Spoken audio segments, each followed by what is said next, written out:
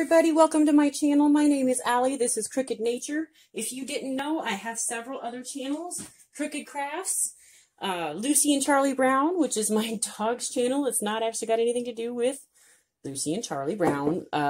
She's named after the great Lucille Ball, and he is named after Charlie Brown. And he is a Charlie Brown. He is such a sweet dog. He's completely stoic, super silent. I mean, I don't understand how he's so quiet. He's a whiner, but he's not a barker, which makes me happy, but is also like, even when he gets hurt or like anything, he doesn't make a single noise, and it makes me cranky because I'm always like, he must be fine. But then later on, I'll be like, oh, you have an owie. And I'm like, Jesus. Can't you at least make a noise? It's like a yelp or a whimper, so at least we know we did something, bud. He's such a sweetie, though. So sweet. He's complete mixed breed. We don't know what he is, but he's beautiful. We're talking about Rhaphidophora Tetrasperma today. This beautiful thing here is commonly mistaken for a type of Monstera deliciosa, which is the Monstera adansonii, which I have over there. It's like right behind other pots and stuff, so you can't really see it, but it's there. I'm telling you, it's there. Its fenestrations are very, very different from this, so I'm surprised people mistake one for the other. But I guess if they hadn't ever seen it, that would be something. But we live in the world of Google, and you can really look up pictures. It's not too hard to look up pictures, so I'm going to show you this real quick. And this is not as healthy as I would like it to be on camera, but it's still a very happy little plant. You can see the leaves, like how they look and how just, I don't think they look anything like each other. I really don't. Other than the fact that they have fenestrations, and fenestrations are the holes in the leaves, which come with maturity. Now, this over here, my Rhaphidophora Tetrasperma, don't think I have any immature leaves on it, actually. It came pretty fully matured, and as long as I give it enough light, it will continue to give me fenestrated leaves, which are these gorgeous upper ones here, you know, with the holes, and that's really cool. I have immature leaves, I think. It's possible on here, but I also don't know. Look at that. This guy is suffering from a pest. I'm going to have to get him treated. Everything in my entire collection needs treatment, but it takes such a long time that I haven't gotten around to it yet. Yeah, it needs treatment. But I'm really happy with it. When I ordered it from Etsy, which this was my only ever Etsy purchase was this Monstera adansonii. With it, though, I purchased a couple of other plants, and I don't think I have my Pilea peperomoides anywhere handy, and I'm also not doing well with it because I keep overlooking it. It's so tiny still, because what I got was just the tiniest little dude. He's cute, but I forget about him because he's tiny. And they need a lot more care when they're little because they really need a lot of water. But one of my favorite things that I got, other than that adansonii, is right here. And that is a Syndapsis pictus exotica. This leaf is just about as big as my hand. And if we get it up here close enough, all this light colored area is actually silver. The camera does not pick it up, and I know it doesn't.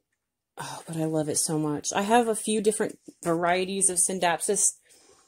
This is Syndapsis pictus exotica. I have Syndapsis pictus argyrius, and I have Syndapsis trubii moonlight, which is also over here. It was actually closer, but I just moved it. There we are. I don't know if you can see any leaves over there, but there are some moonlight leaves peeking out from behind my aloe here, which I just turned away from the light. I've had this aloe for 5 or 6 years now, and it has a habit of turning its pot over if it gets moved. aloes will follow the light, just like pretty much every other plant. That's actually why this Rhaphidophora Tetrasperma is so long. It sits over there under a slightly weaker grow light than what I have right here. And it's reaching from over there to over here. And so it now has a 3-foot long happy little arm here. Which makes me happy because it's happy. It is obviously happy because it's growing so well. Even if it has a pest issue, and it probably does because it's next to the Monstera. I did notice that the Monstera seems to be extremely pest prone. Not my Deliciosa, which I have over there, but my Adansonii, which I just put back over there. It does seem to be much of it's a weak plant. To be honest, it just seems like a weak plant. Maybe it's not, and it's just a pest. But it's been treated before, and it'll lose its pest. But it's like as soon as its systemic pesticide is worn off after the 2 months, they're right back. Right back. I mean, they just love that guy. It must have some tasty juices in it. That sounds weird. This is actually, like I said, this is one of my favorite plants. I really do like this. I think it's absolutely beautiful. And it takes cuttings pretty well. I've tried cuttings and putting them straight in soil, using nodes that had aroid roots.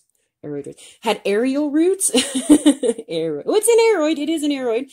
They had aerial roots and they were long, and I went ahead and used them and tried to make a pot with them. Didn't take. Not even a little bit. In fact, they died very quickly. I removed them from that pot. There was like 2 or 3 cuttings left, and put them in a different pot with a different soil mixture. Same thing. I was really, really disappointed in that. But I took some cuttings and stuck them in water, and 2 weeks later, the entire jar was full of roots. And I mean, I have never seen roots grow that fast. Never. I have tons of pothos plants, and they grow super, super fast roots. Another thing that grows fast roots is a spider plant.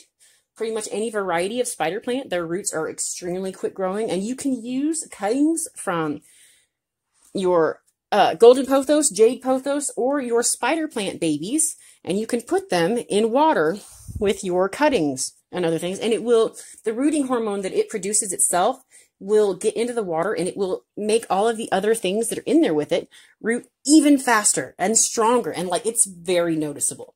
It is so noticeable that it's almost twice the rate, in fact, just using a golden pothos cutting. I do prefer to use a couple of cuttings, just in case, because not every cutting makes it. But these guys here, I'm telling you, I've never seen roots grow that fast. Never. Filled the entire jar, and it was a big jar. And it was just like a couple of weeks, and I was like, oh my gosh. And I did sell that. I sold that, and I actually got gypped on it. Unfortunately, the lady was not paying attention, and neither was I, because I was busy. And she gave me $5 for it. The jar it was in was $5. It was supposed to be a $15 plant. And honestly, I can remember this because she was rude. She walked up to my plant table at the farmer's market and was like, I have all of this. Oh, wait, I don't have that. And then she gave me never mind. Obviously irritated me. I really liked the jar it was in. I had considered not selling it.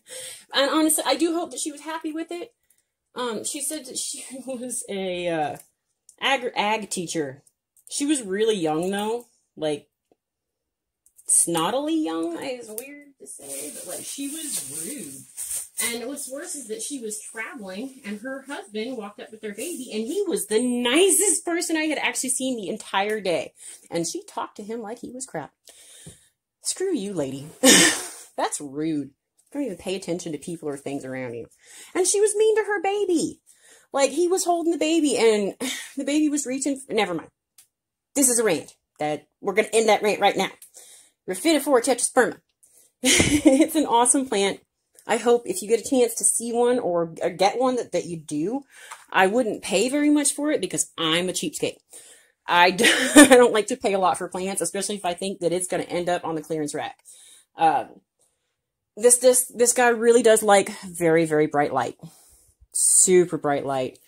If you don't give it bright enough light, that's when it's going to start to suffer and not grow like this. And not grow like that to where it reaches across your desk. I am really happy with it though. Like I am. Look at that. I can wave with it. Anyway, happy Vlogmas, everybody. It's day 9, not 8. Hopefully I can work through my next video that I've got to make and also say day 9 and not day 8. I hope everybody out there's having a really, really good day. Hit the like button, the subscribe button, leave me a comment, share my videos. It would be really cool if you did any of those things. I would love to get a comment from somebody. I would also love to get a new subscriber. I don't have very many yet, but I do want my channel to grow. And I also really want to know if people like what I'm making.